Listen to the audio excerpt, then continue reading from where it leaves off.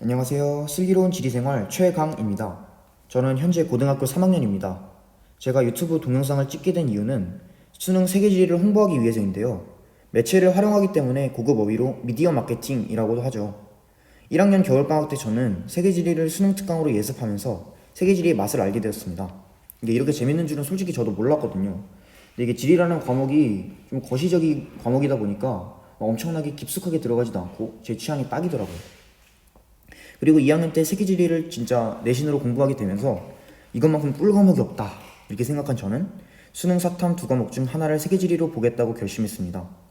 근데 여러분들도 아시듯이 세계지리가 수능에서 그렇게 많이 선택되는 과목은 아니잖아요. 그래서 저는 세계지리 수능 선택 인원을 조금이라도 늘려야겠다라고 마음먹었습니다.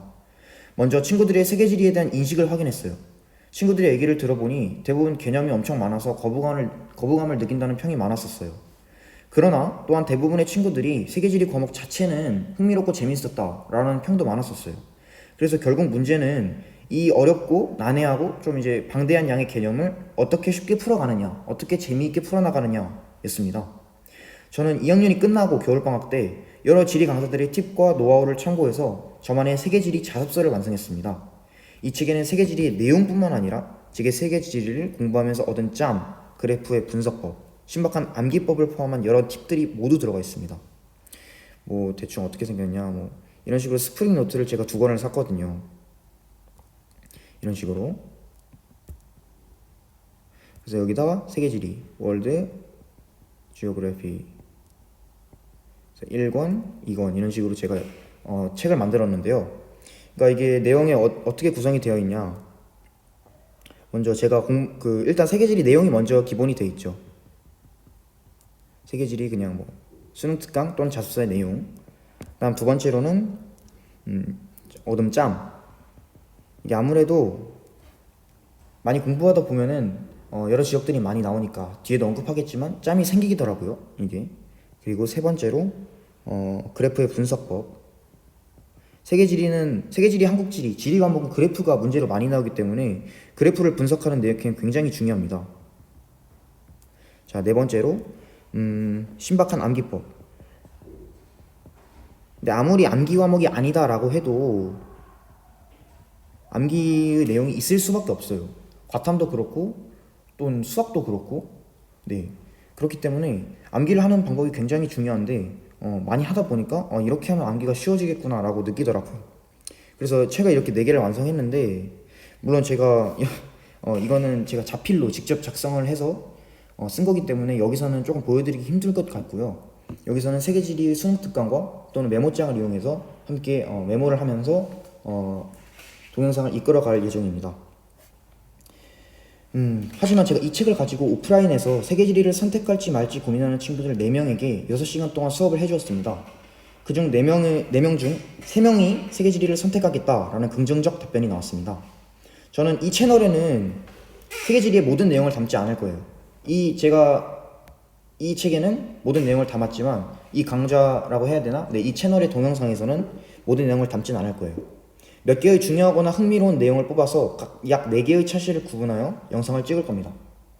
4개의 차시를 좀 설명을 해드릴게요. 일단 지우고, 먼저 1차시에는 쾌펜의 기호 구분이요.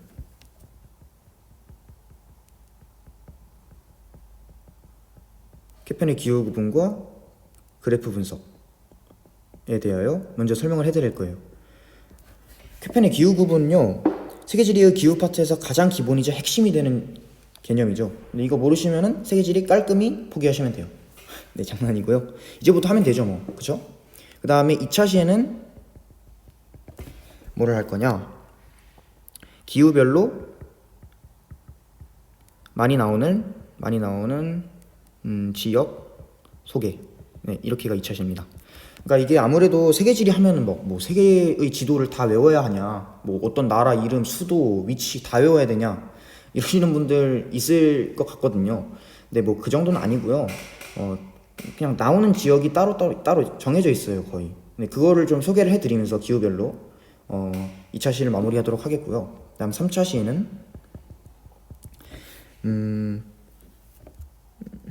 식량작물. 그리고 가축 사육 두수. 네, 식량작물과 가축 사육 두수에 대하여 말씀을 드릴 거예요. 제가 친구들과 1대1 또는 2대1로 같이 수업을 하면서 가장 재미있었고 또 친구들이 가장 많이 칭찬해줬던 부분이기도 해요. 이게 제가 심각한이 아니라 신박한 암기법을 준비해뒀어요. 많이 기대해 주시고요. 마지막 4차 시로 에너지 자원. 네. 이런 식으로 4개의 차시를 마무리할 건데요. 많이 나오는 국가 에너지 소비량 또는 자원벌 소비량 등에 대해서 소개를 할 거예요. 네. 그다음에 이제 마지막으로 처음에 언급했듯이 저는 고등학교 3학년이에요. 제 나름대로 뭐 기출을 풀고 분석도 하고 새로운 내용이 나오면 오답노트도 써보고 이렇게 하면서 나름대로 열심히 세계지리에 통달하기 위해 노력했지만 당연히 여러 인강 사이트의 지리 강사님들의 발끝에도 못 미치는 거는 그건 어쩔 수 없는 거예요. 그래서 제가 전달드리는 내용이 무조건 정확한 것이다 라고 이제 확언할 수도 없습니다. 제 목적은 어쨌든 세계지리 수능 선택 인원을 늘리고자 마케팅을 하는 것이기 때문에 이런 내용을 배우는구나 또는 이런 내용으로 문제가 풀리는구나. 왜냐면 제가 이제 차시마다 이런 간단한 내용 설명이 끝나고 세계지리 수능 특강이나 아니면 뭐 기출 이런 것을 몇 개를 문제를 뽑아서 좀 풀면서 수업을 마지막으로 진행을 할 거거든요. 그래서 이런 식으로 문제가 풀리는구나 이런 이제 흥미 이런 정도만 가지셔도 저는 충분하다고 생각을 해요. 그래도 댓글로 남겨주시는 질문 같은 것도 제가 성심성의껏 답변을 드리도록 하겠습니다. 제가 아는 선에서는요. 네, 그러면 뭐 여기까지 소개는 끝난 것 같습니다. 오리엔테이션은 그럼 여기서 마치도록 하고요. 1차 시에서 만나도록 하겠습니다. 안녕!